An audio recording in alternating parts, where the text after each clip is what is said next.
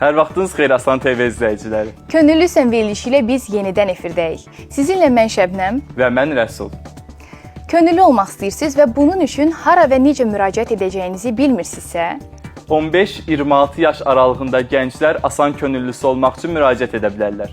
Bizi sosial media platformalarımız vasitəsilə izləyə, eləcə də suallarınızı mesaj bölməsində qeyd edə bilərsiniz. şəhər nömrəsi 444 7444 nömrəsinə zəng edərək isə layihə və ideyalarınızla bağlı təkliflərinizi bildirə bilərsiniz. Bir sözlə, könüllülük hərəkatına qatılaraq bizimlə birlikdə irəliyə doğru daha inamla adımlayacaqsınız əziz gənclər. Az öncə qeyd etdiyimiz kimi, əgər 15-26 yaş aralığındasınızsa, Asan könüllüsü ola bilərsiniz. Beləliklə, elə bugünkü qonaqlarımız da könüllərimizdir. Bəli, Şəbnəmin də dediyi kimi qonağımız Asan könüllüləri. 16 yaşlı Yunis Yunisli və 24 yaşlı Nəzrin Fərəcovadır. Salamlayırıq sizi. Necəsiz? Sağ olun, xoş gördük. Salam, çox sağ olun. Siz necəsiz?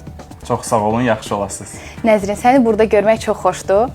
Qeyd etmək istəyirəm ki, biz Nəzrinlə Asan Könülləri Təşkilatında eyni müddətdə fəaliyyət göstərmişik və bir çox layihədə birlikdə iştirak etmişik. Və mən elə ilk sualı hər ikinizə ünvanlamaq istəyirəm. Nə qədər müddətli könüllü olmusunuz və fəaliyyətiniz nə qədər vaxt davam edib? Sizi motivasiya edən nə olub? Könüllülük fəaliyyətimə Asan Xidmət Mərkəzində başlamışam 15 yaşımda ikən. Bu yaş isə əslində bir çox könüllülük fəaliyyəti verən müəssisələr üçün də başlanğıc yaşıdır. Məni motivasiya edən isə həmin iş mühiti olub, yəni Asan Xidmət Mərkəzlərindəki iş mühiti məni o işi görməyə çox motivasiya edib. Siz? Mən isə könüllülük fəaliyyətimə 2021-ci ildə 3 saylı Asan Xidmət Mərkəzində başlamışam və fəaliyyətim 2 ay müddətində davam edib. Düşünürəm ki, bu müddət ərzində məni motivasiya edən şey təbii ki, cəmiyyətimiz üçün faydalı olmaq və iştirak etdiyim layihələr vasitəsilə öyrəndiyim yeniliklər olub. Bilmək istərdik ki, bəs könüllülük fəaliyyəti sizin təhsil həyatınızda necə təsir göstərib? Könüllülük fəaliyyətləri hər bir tələbənin təhsil fəaliyyətində müsbət rolu var. Bunun ən böyük səbəbi onların gələcək karyeralarında, gələcək təhsil həyatlarında imkanlar verməkdir.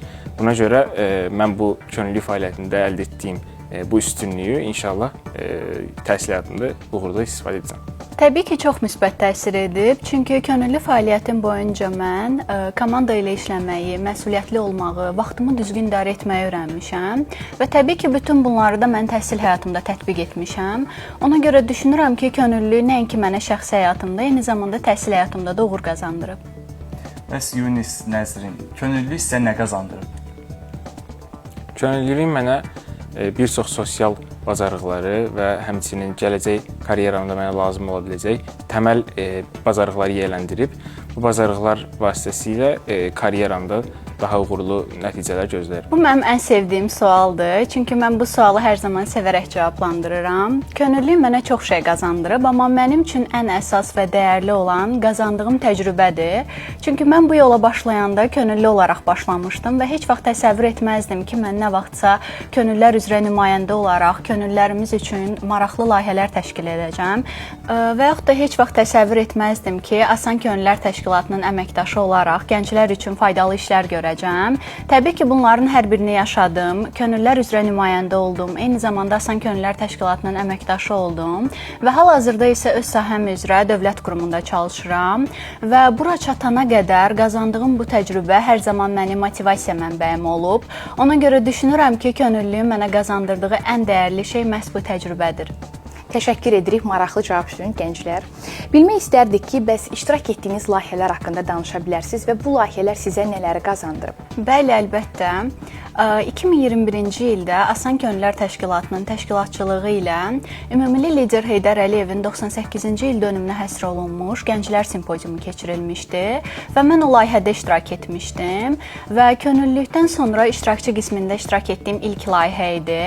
Layihə çərçivəsində iştirak edən gənclər Heydər Əliyevin həyatını bəhs edən məqalə yazmalıydılar və mən həyatımda heç vaxt məqalə yazmamışdım və bu mənim üçün bir ilk idi. Və bu layihə vasitəsilə mən məqalə yazmaq bacarığımın olduğunu öyrəndim. Çünki yazdığım məqalə ən yaxşı məqalə nominasiyası üzrə sonda qalib oldu və ona görə bu layihə mənim üçün unudulmaz layihələrdəndir. Bundan əlavə olaraq da eyni zamanda Asan Könüllərinin 4-cü yay məktəbini qeyd etmək istəyirəm. Çünki bu layihə mənim xatirəmdə ən maraqlı və əyləncəli anlarla dolu bir layihə olaraq qalıb. Əminəm ki, bu layihədə mənimlə bərabər iştirak edən gənclər də eyni fikirdədir. Çünki həmin layihə çərçivəsində biz maraqlı görüşlər, ekskursiyalar, təlimlərdə iştirak etmişdik. Ona görə də bu layihə də mənim üçün çox unudulmazdır. Səmimi cavab üçün təşəkkür edirik Nəzrin. Bəs siz? Asan xidmət mərkəzlərində olarkən xüsusi təlimlərdə iştirak etmişəm və bu təlimlər zamanı bilmədiyim biliklərə, həmçinin də vaxt idarə olunması ilə bağlı və ya çıxışlar zamanı nələrə diqqət etməli olduğumu öyrənmişdim və əslində o bacarıqlar sayəsində də bu verilişdə iştirak edirəm. Gənclər, bilmək istərdik ki, sizə könüllü fəaliyyətinizdə kim və ya nə dəstək olur? Könüllü fəaliyyətimdə mərkəzdəki rəhbər şəxslər digər məndən daha təcrübəli könüllülər dəstək olublar. Onların köməkləri ilə əslində həmin mərkəzlərdə fəaliyyətim də daha uğurlu keçib. Nəzrin, bəs siz? Mənə könüllü fəaliyyətimdə ən çox dəstək olan ailəm və dostlarım olub. Düzü bəzən könüllü fəaliyyətimə görə dostlarımla daha az vaxt keçirməli olurdum. Həmçinin layihələrdə iştirak etdiyimə görə evə gec saatlarda gəlirdim. Lakin bütün bunlara baxmayaraq, ailəm və dostlarım hər zaman mənə dəstək olub və məni anlayışla qarşılayıblar. Gənclər, sizi izləyən gənclərə, həm yaşıdlarınıza nələr demək istəyirsiniz? Hansı məsləhətləri verərdiniz? Başlanğıcda sadəcə vaxtımı səmərəli keçirmək üçün könüllü olmuşdum, amma zamanla bu qərarın həyatımda verdiyim ən düzgün qərarlardan biri olduğunu anladım. Həm yaşıdlarıma demək istəyirəm ki, özünüzə edə biləcəyiniz ən gözəl yaxşılıq özünüzü inkişaf etdirmək olar. Məhz könüllülük də bunun üçün əla bir başlanğıcdır.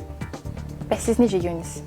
Mən də bizi izləyən həmyaşıdlarıma insana gələcək karyerasından bağlı belə imkanlar verən və sosial bacarıqları yiyələndirən könüllülük fəaliyyətlərinə qoşulmağı tövsiyə edirəm. Çünki bu onların həyatında və şəxsi inkişafları üçün mükəmməl bir seçimdir. Təşəkkür edirik gənclər. Çox sağ olun, vaxtınızı ayırıb gəldiyiniz üçün sizə təşəkkür edirəm. Sizinlə söhbət həqiqətən çox xoş oldu. Sizə işlərinizdə və karyera fəaliyyətinizdə daim uğurlar arzulayırıq. Bax belə hörmətli izləyicilər, bu gün qonağımız Asan Könüllülər Yunis Yunisli və Nəzrin Fərəcova idi. Onlar öz könüllü fəaliyyətlərindən danışdılar. Yeri gəlmişkən 15-26 yaş aralığında gənclər Asan könüllüsü olmaq üçün müraciət edə bilərlər. Bizi sosial media platformalarımız vasitəsilə izləyə, eləcə də suallarınızı mesaj bölməsində qeyd edə bilərsiniz. Könüllü sən verilişi davam edir. İndi isə keçid alırıq Asan Könüllülərinin həftə ərzində gördüyü işlər barədə məlumat verməyə. Asan könüllülərinin dünya görüşü və ümumi biliklərinin formalaşması üçün bütün imkanlardan istifadə edilir. Belə ki, Asan könüllüləri Açıq Qapı Günü münasibətilə Ali Məhkəmədə olublar. Könüllülər Ali Məhkəmənin inzibati binası ilə tanış olub. Məhkəmə iclası zalları, plenum zalı, kitabxana və məhkəmə tarixi muzeyini ziyarət ediblər. Ali Məhkəmənin Cinayət Kollegiyasının hakimi Teyyub Muxtarov könüllüləri maraqlandıran sualları cavablandırıb. Asan xidmət mərkəzlərində fəaliyyət göstərən könüllülərimiz həmçinin insan alverinə qarşı maarifləndirməni artırmaq və gənclər arasında sosial məsuliyyət hissini gücləndirmək məqsədi ilə insan alverinə qarşı mübarizə mövzusunda bir sıra layihə və tədbirlərdə aktiv iştirak ediblər. Görüşdə müzakirələr aparılıb, maarifləndirmə xarakterli videoçarxlar nümayiş etdirilib. 2025-ci il Konstitusiya və Suverenlik ili elan olunub. Bununla bağlı tədbirlərə də start verilib. Konstitusiya və Suverenlik ili çərçivəsində elə Kürdəmir rayonunda böyük qayıdışın asanlaşdırılması mövzusunda peşə festivalı keçirilib. Peşə festivalında Asan Kadr Karyera Mərkəzi və Asan könülləri haqqında gənclərə məlumat verilib, onların sualları cavablandırılıb. Könüllülərimizin əl işləri və bu kimi digər bacarıqlarının artması üçün də təlimlər, dərslər keçirilir. Bu dəfə Asan könüllüləri şirniyyat hazırlanması üzrə ustad dərsində bacarıqlarını sınayıblar. 6 saylı Bakı Asan Xidmət Mərkəzinin təşəbbüsü və elm peşə kurslarının dəstəyi ilə başlanan şirniyyat hazırlanması üzrə ustad dərslərində könüllülər üçün həm öyrədici, həm də əyləncəli bir təcrübə olub. Hörmətli Asan TV izləyiciləri, daha bir könüllü sən verilişinin sonuna gəldik. Hər həftə könüllü sən izlə. Sən də bu hərəkatın bir parçası ol. Hələlik.